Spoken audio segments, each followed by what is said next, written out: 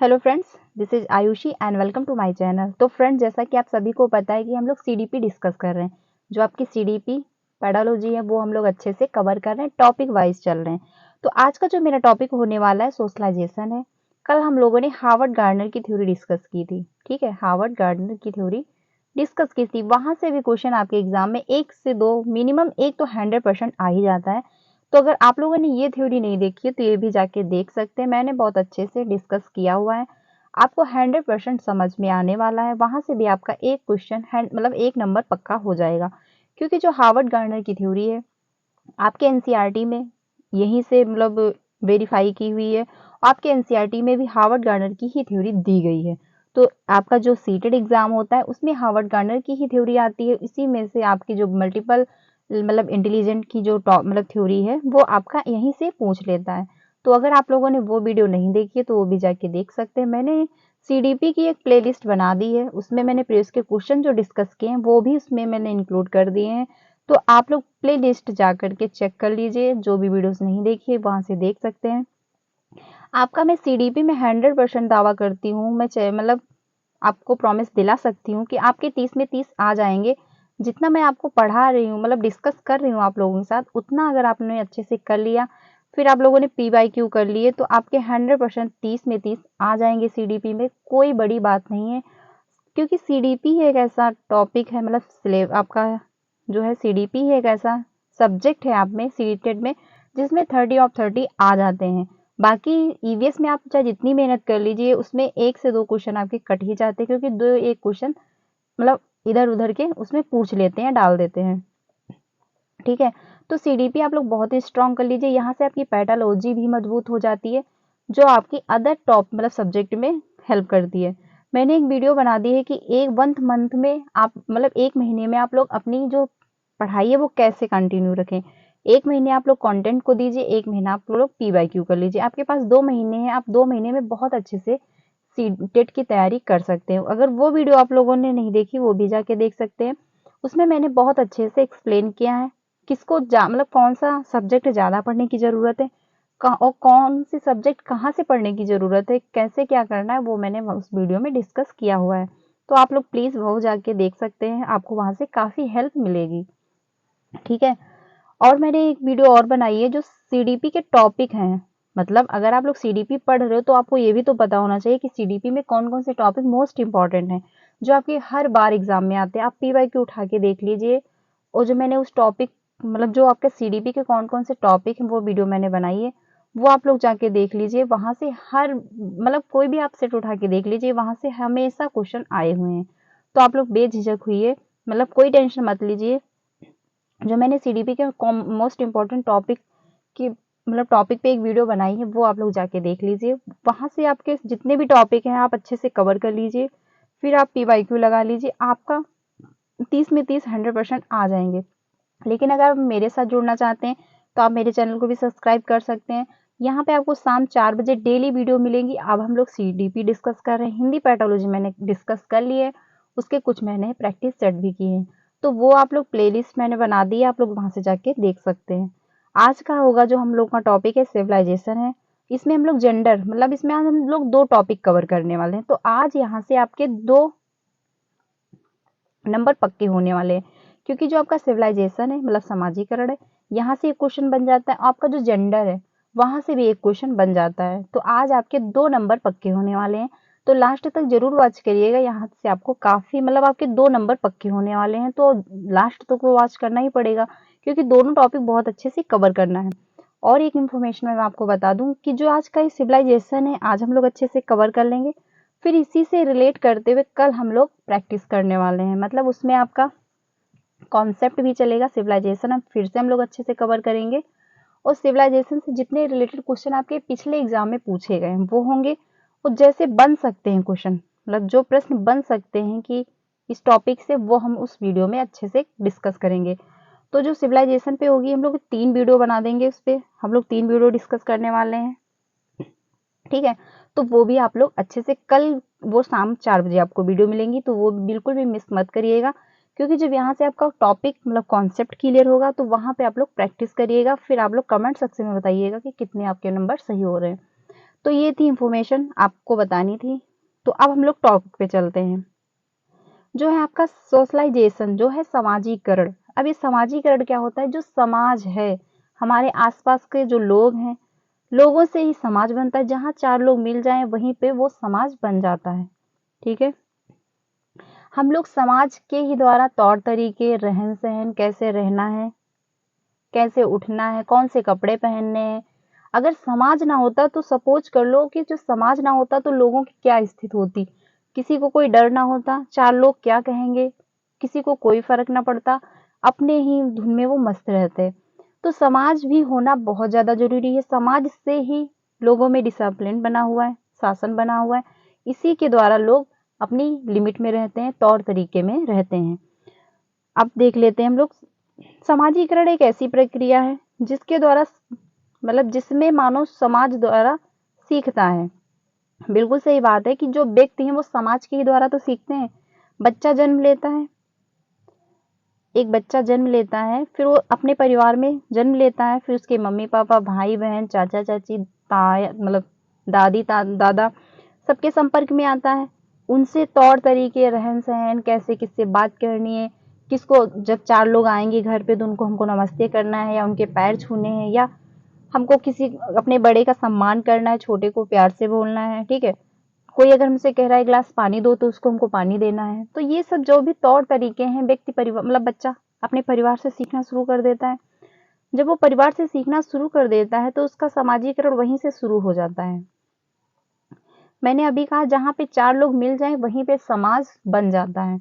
तो बच्चे का समाजीकरण शुरू हो गया परिवार से, परिवार से वो तौर तरीके, रहन सहन सब सीखना शुरू कर देता है। आगे देखते हैं, और यह पूरे जीवन तक निरंतर चलती रहती है। जो आपका समाजीकरण है ये जीवन पर्यंत चलता है।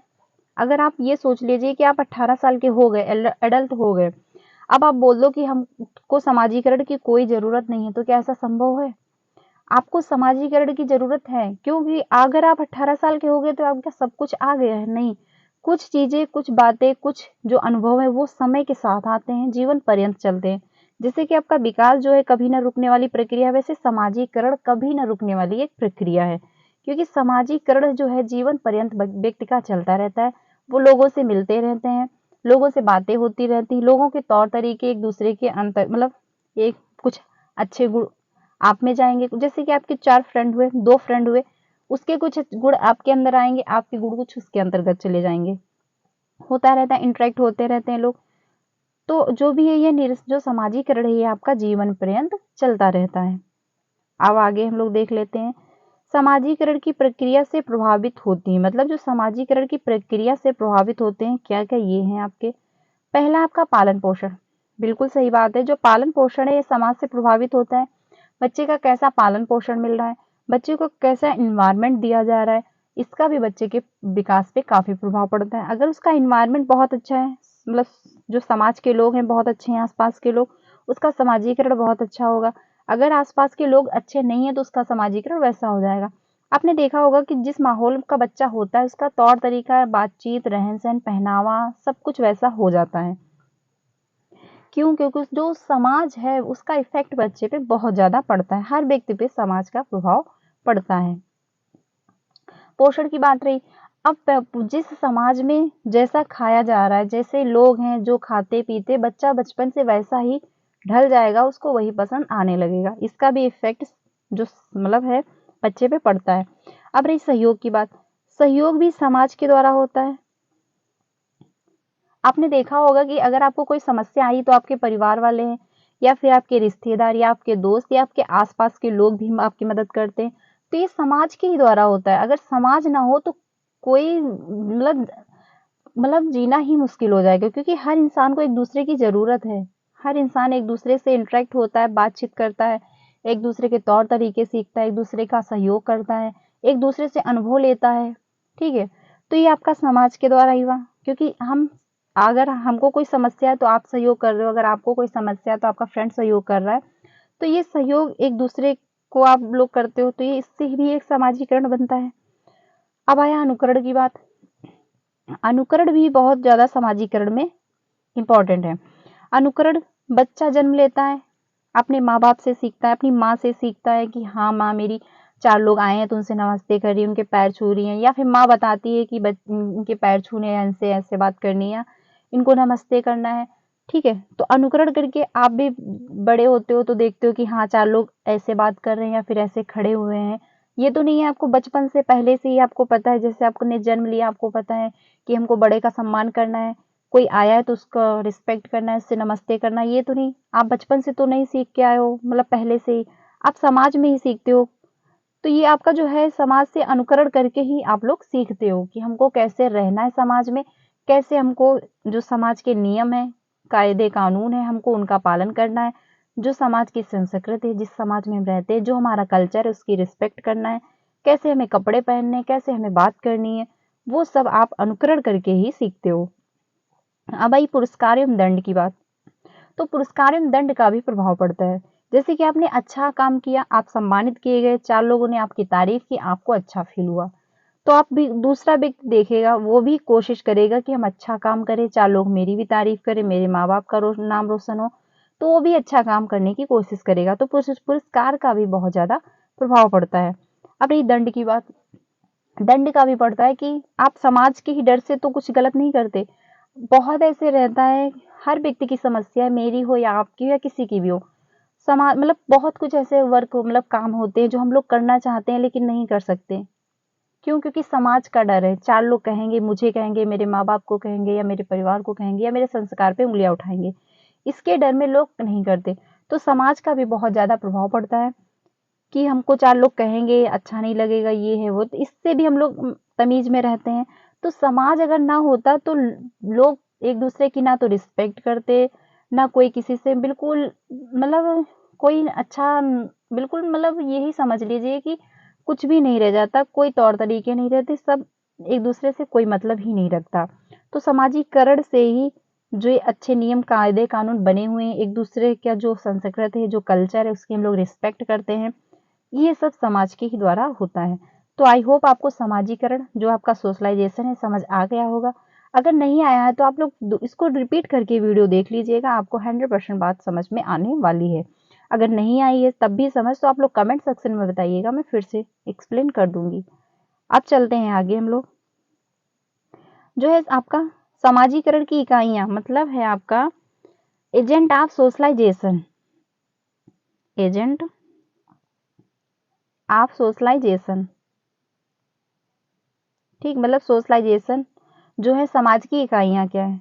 तो आपका पहला है परिवार, बच्चा जन्म लेता है परिवार के संपर्क में पहले आता है, वो जन्म लेता है परिवार में ही, तो उसका सामाजिकरण जो है परिवार से ही शुरू हो जाता है। तो परिवार ही सामाजिकरण की प्राइमरी एजेंसी हो जाएगी। यहाँ से क्वेश्चन आपके एग्जाम में 100% आता है, तो आप लोग बहुत अच्छे से ध्यान रखिएगा। इसमें बड़ा कंफ्यूजन भी होता है कि परिवार प्राइमरी में जाएगा या फिर सेकेंडरी में जाएगा। तो परिवार हमेशा आपका प्राइमरी में जाएगा, और विद्यालय जो होगा, स्कूल जो होगा, वो हमेशा सेकेंडरी में जाएगा।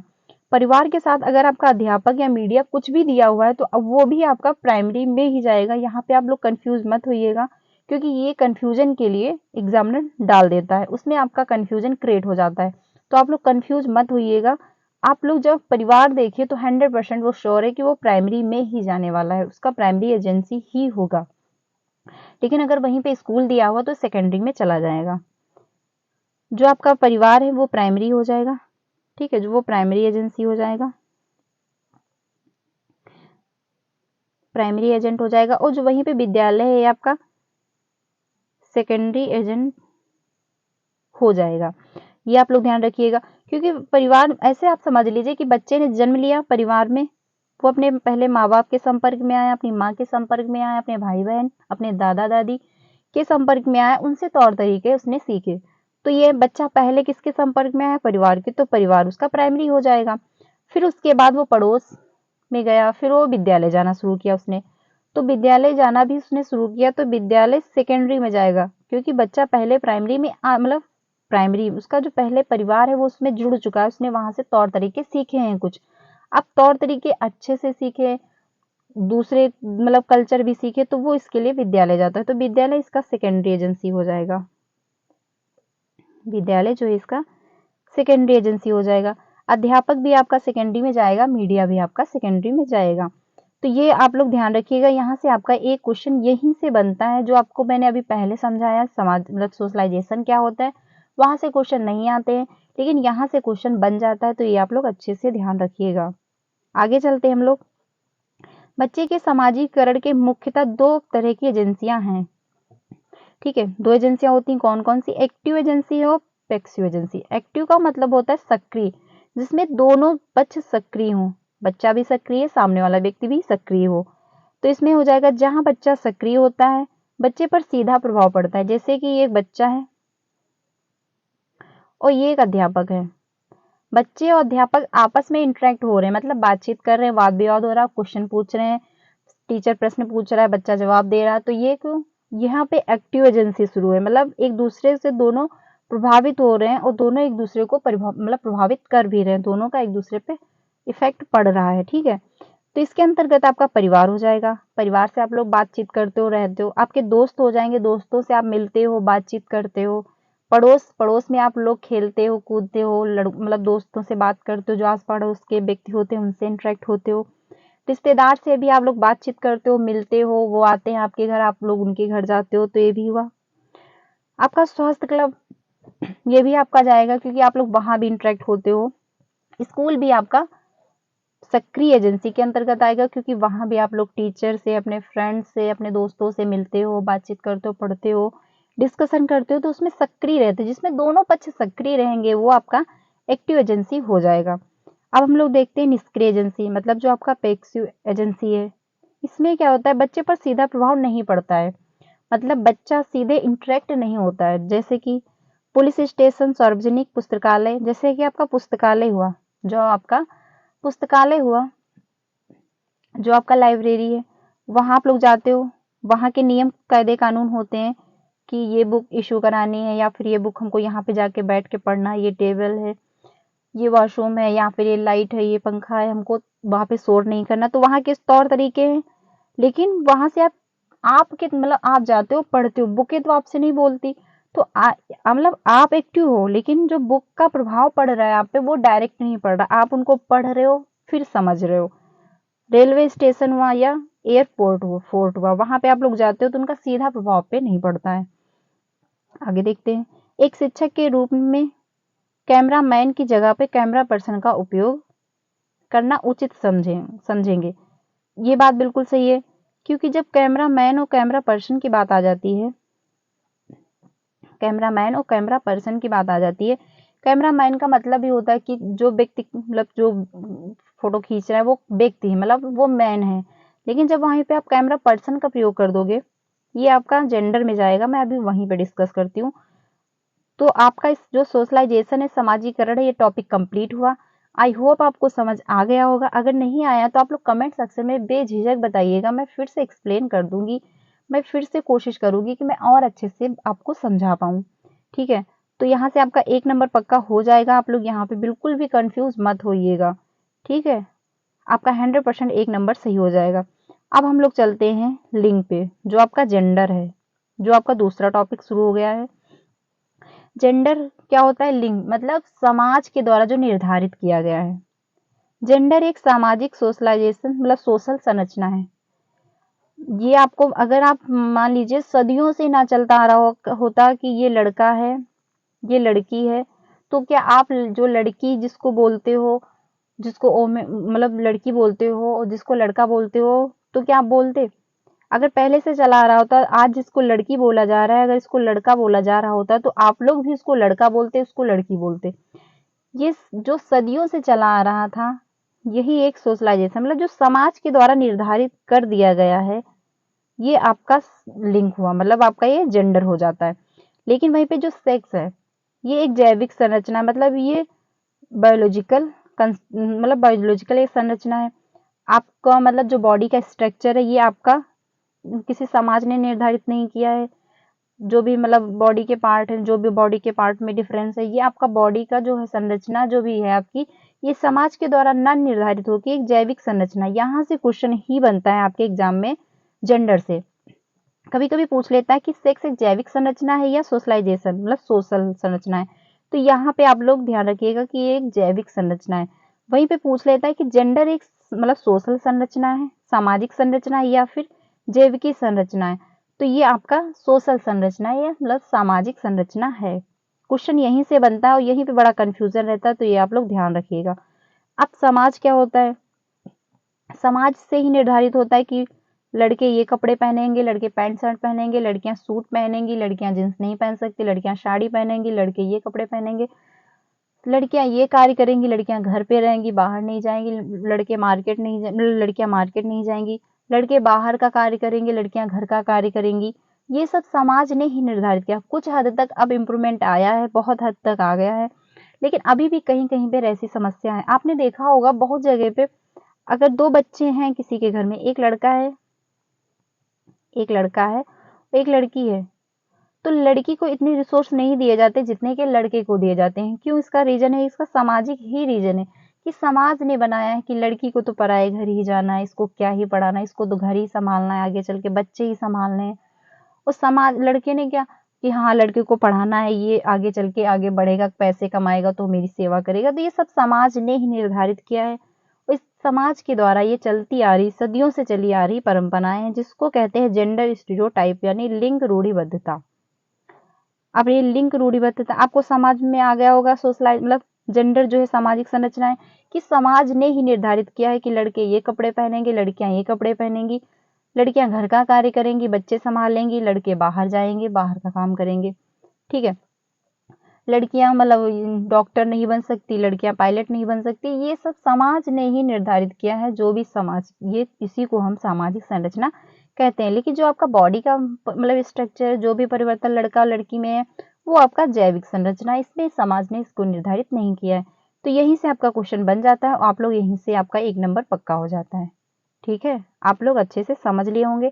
नहीं समझ आया है तो मैं एक बार फिर से आपको समझा रही हूँ। आपसे क्वेश्चन ऐसे पूछता है कि जो जेंडर है एक सामाजिक संरचना है या एक जैविक संरचना है? तो आप लोग ऑप्शन टिक करिएगा कि जेंडर जो है एक सामाजिक संरचना है। वहीं पे पूछ लेगा कि जो सेक्स है ये जैविक संरचना है या फिर एक सामाजिक संरचना है? तो जो सेक्स है ये आपका जैविक संरचना है। आई होप आपको क्लियर होगा। एक शब्दों में मैंने वन लाइनर में आपको ये बात क्लियर कर दी। ज्यादा मैं आपको टू द पॉइंट ही समझाती हूँ, क्योंकि ज्यादा समझो मतलब ज्यादा डिस्कशन करने से वो ऊपर निकलने लगता है, तो उसका कोई पॉइंट नहीं है। दुनिया भर की रामायण पढ़ने से ज्यादा अच्छा है कि टू द पॉइंट पढ़ो, अपनी बात समझो और आगे बढ़ जाओ। ठीक है, अब हम लोग देखते हैं लैंगिक रूढ़िबद्धता मतलब जेंडर स्टीरियोटाइप क्या होता है। तो जेंडर स्टीरियोटाइप ये है जो सदियों से चली आ रही परंपराएं हैं, जो समाज के साथ चली आ रही हैं, जो समाज के साथ चली आ रही हैं कि लड़कियां घर में रहेंगी, लड़के बाहर जाएंगे, लड़कियां घर का कार्य करेंगी, लड़के मतलब लड़कियां खाना बनाएंगी, लड़के खाना नहीं बनाएंगे, लड़कियां बाहर नहीं जा सकती, लड़कियां देर रात में बाहर नहीं घूमेंगी, लड़कियां फोर व्हीलर नहीं चला सकती, लड़के मतलब, तो ये सब जितना भी है आपका समाज ने ही निर्धारित किया है। ठीक है, मतलब लड़कियां साड़ी पहनेंगी, लड़के जींस टॉप मतलब जींस शर्ट पहनेंगी। जितना भी है डिफरेंस, जितना भी है आपको जो समाज में आपको दिखता आ रहा है, वो आपका लैंगिक रूढ़िबद्धता है यानी जेंडर स्टीरियोटाइप जो सदियों से चला आ रहा है। इसमें कुछ हद तक क्या बहुत ज्यादा इम्प्रूवमेंट हो चुका है। ठीक है, और समय के साथ इम्प्रूवमेंट भी होगा, लेकिन इसमें आप लोग भी सहयोग करिए। अपने घर पड़ोस में इतना मतलब ऐसे बिहेव मत करिए कि हाँ ये लड़की है, इसको क्या ही पढ़ाना है, उनको तो चल के आगे घर ही संभालना है या बच्चे ही संभालने हैं। तो जो हम लोग आप लोग ही इसका जब सपोर्ट करेंगे, मतलब इसको बदलने की कोशिश करेंगे, तभी जाके समाज एक अच्छा समाज मतलब समाज का निर्माण हो पाएगा। क्योंकि जो समाज है हम ही आप लोगों से बना हुआ है। यहाँ पे कोई दूसरा तीसरा व्यक्ति नहीं आया है, ना उसने निर्धारित किए हैं कि ये नियम होंगे। हम ही आप लोगों ने निर्धारित किए और हम ही आप लोगों को इनको सुधारना भी है। तो ये हुआ मतलब जो है आपका जेंडर स्टीरियोटाइप, ये आपका ये इसी यही हुआ जो सदियों से चली आ रही परंपराएं हैं, वही आपका लिंग रूढ़िबद्धता कहलाता है। तो आई होप आपको ये भी समझ आ गया होगा। अब चलते हैं आगे। समाज में महिलाओं और पुरुषों को लेकर चली आ रही जो मतलब रूढ़िवादित धारणाएं, वही आपका जेंडर स्टीरियोटाइप्स है। ठीक, आपको समझ आ गया होगा। जैसे कि महिलाएं गणित में कमजोर होती हैं। बहुत आपने देखा होगा कि बहुत लोग कहते हैं कि जो लड़कियां वो मैथ में कमजोर होती। अगर लड़कियां मैथ में कमजोर होती तो शकुंतला जो आपकी है वो इनका एग्जाम्पल नहीं बनती। पुरुष रोते नहीं, ये भी कहा जाता है कि मतलब अगर कोई लड़का रो भी रहा तो कहेंगे क्यों लड़कियों की तरह रो रहे हो। तो मतलब ये भी आपका समाज ने ही निर्धारित किया है, जो सदियों से चला रहा है कि पुरुष कभी रोएंगे नहीं। क्यों? क्या लड़कों को दर्द नहीं होता? उनको कोई फीलिंग्स नहीं होती? उनको भी फीलिंग्स होती, लेकिन समाज, अगर लड़का रोना भी चाह रहा है तो समाज कह देगा अगर क्यों तुम लड़कियों की तरह क्यों रो रही, क्यों लड़कियों की तरह बिहेव कर रहे हो। तो ये सब जो चली आ रही परंपराएं हैं, इनको हमको सुधारना है। समय के साथ इनमें काफी इम्प्रूवमेंट आया भी है और आगे भी चल के आएगा। ठीक है, ये आपका हुआ। आगे चलते हैं हम लोग। जो जेंडर बाइस है, मतलब जो लिंग पक्षपात है, लिंग रूढ़िबद्धता का जो सदियों से चला आ रहा। अब जेंडर बाइसनेस मतलब जो पक्षपात करते हैं कि अभी मैंने आपको अच्छे से समझिए, जैसे कि आपके घर में दो बच्चे हैं। मान लीजिए किसी के घर में दो बच्चे हैं, एक लड़का है एक लड़की है, एक लड़का है और एक लड़की है। तो जो लड़की है उसको इतने रिसोर्स नहीं दिए जाएंगे जितने कि लड़के को दिए जाएंगे। लड़के को अगर मतलब ऐसी भी आवश्यकताएं उसकी पूरी की जाएंगी जो उसको जरूरी नहीं है, लेकिन लड़की को ऐसे भी रिसोर्स नहीं दिए जाएंगे जो उसके लिए जरूरी हैं, उसकी पढ़ाई को लेकर या उसके कुछ लाइफ को लेकर के आगे जो उसकी आवश्यकताएं ये भी इतनी मतलब अवेलेबल नहीं होती हैं। तो एक पक्ष को, मतलब आप एक पक्ष को ज्यादा इंपॉर्टेंस दे रहे हो, वही आपका लिंग पक्षपात हो जाता है कि आप लड़की को, मतलब लड़कियों को ज्यादा इंपॉर्टेंट दे रहे हो और लड़की को कम इंपॉर्टेंट दे रहे हो। तो इसी को कहते हैं लिंग पक्षपात। आपको समझ आ गया होगा, आई होप। अगर नहीं समझ भी आया तो आप लोग कमेंट सेक्शन में बताइएगा, मैं फिर समझा दूंगी। आगे चलते हैं। एक शिक्षक को गर्ल्स व बॉयज में जेंडर, मतलब जेंडर प्रायोरिटी मतलब इसमें नहीं करना चाहिए। एज अ टीचर आपके लिए मतलब लड़के भी इंपॉर्टेंट, लड़कियां भी, आपको दोनों को बराबर लेके चलना चाहिए। आप जब अगर एज अ टीचर अगर आप ही ये सब करोगे तो समाज को सुधारना बहुत मुश्किल है, क्योंकि आपका जैसा आपका बिहेव होगा वो बच्चे सीखते हैं, बच्चों से ही समाज आगे निर्माण होगा, अच्छा डेवलप होगा। तो जैसा बच्चों को आप शिक्षा दोगे, बच्चा वैसे ही आगे चल के समाज का निर्माण करेगा। तो एज अ टीचर आपको ऐसा करना बिल्कुल भी नहीं है। आगे चलते हैं। लिंग समानता रखनी चाहिए, वह जेंडर नेचुरल मतलब लैंग्वेज है। ये भी जो है आपका जो लैंग्वेज वो सॉरी जो लिंग समानता मतलब लिंग समता जो रखनी चाहिए कि मतलब आपका एज अ टीचर की इसमें ये नहीं कि ये लड़का है ये लड़की है, इसको कम पढ़ाना है या इसको ज्यादा पढ़ाना है। एज अ टीचर आपको समान रखना है। लिंग तटस्थ भाषा का प्रयोग करना चाहिए, आपको ऐसी भाषा का प्रयोग करना चाहिए। अब मैं आपको अभी ऊपर जो मैंने लाइन छोड़ी थी वो अभी मैं आपको, अब ये वो लाइन आपको यहाँ पे समझाने की जरूरत है, मैं अभी आपको समझाऊंगी। तो एज अ टीचर आपको ऐसा नहीं करना है, जैसे कैमरा मैन की जगह पे आपको कैमरा पर्सन प्रयोग करना है। क्यों? जैसे कि आपने कहा कैमरा मैन, तो कैमरा मैन पे वहां पे लोग यही समझेंगे कि वहां पे लड़का ही है, लेकिन जब आप वहां पे हो सकता है लड़की भी हो, तो आपको कैमरा पर्सन प्रयोग करना है वर्ड की वहां पे लड़का भी हो सकता है लड़की भी, मतलब मैन मैन भी हो सकती है फीमेल भी हो सकती है। तो वहां पे आपको जेंडर मतलब जेंडर स्टीरियोटाइप नहीं दर्शाना है, वहां पे आपको कैमरा पर्सन यूज करना है एज अ टीचर, और हम लोग को भी ऐसे ही यूज करना चाहिए। अब हम लोग देख लेते हैं जो लाइन छूटी थी, ये थी।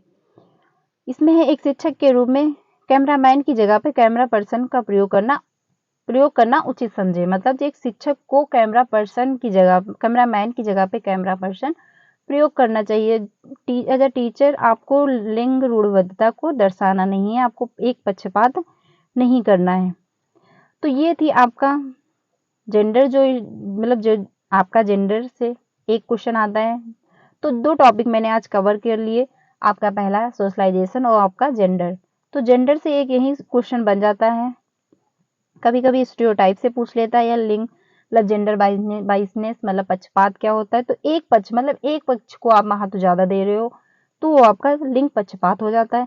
और लैंगिक रूढ़िबद्धता मतलब जो सदियों से चली आ रही परंपराएं हैं कि लड़कियां घर में रहेंगी, लड़के बाहर का कार्य करेंगे, लड़कियां बच्चे संभालेंगी, लड़के बाहर का वर्क करेंगे, लड़के जॉब करेंगे, लड़कियां घर का कार्य करेंगी। ये सब आपका जो सदियों से चला आ रहा परंपरा है वो आपका जेंडर स्टीरियोटाइप हो जाता है।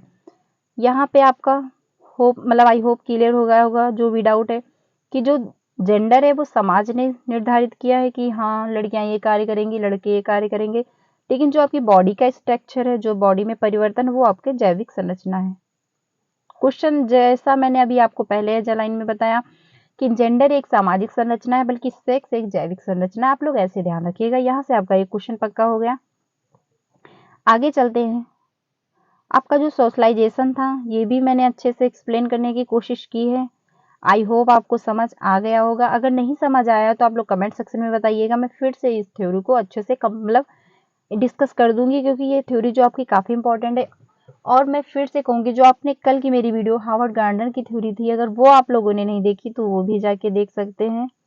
ये थ्योरी आपके लिए काफ़ी इंपॉर्टेंट है, क्योंकि यहाँ से भी क्वेश्चन बन जाते हैं। सीडीपी आप लोग बहुत अच्छे से कवर कर लीजिए, ठीक है। 1 महीने का टाइम है।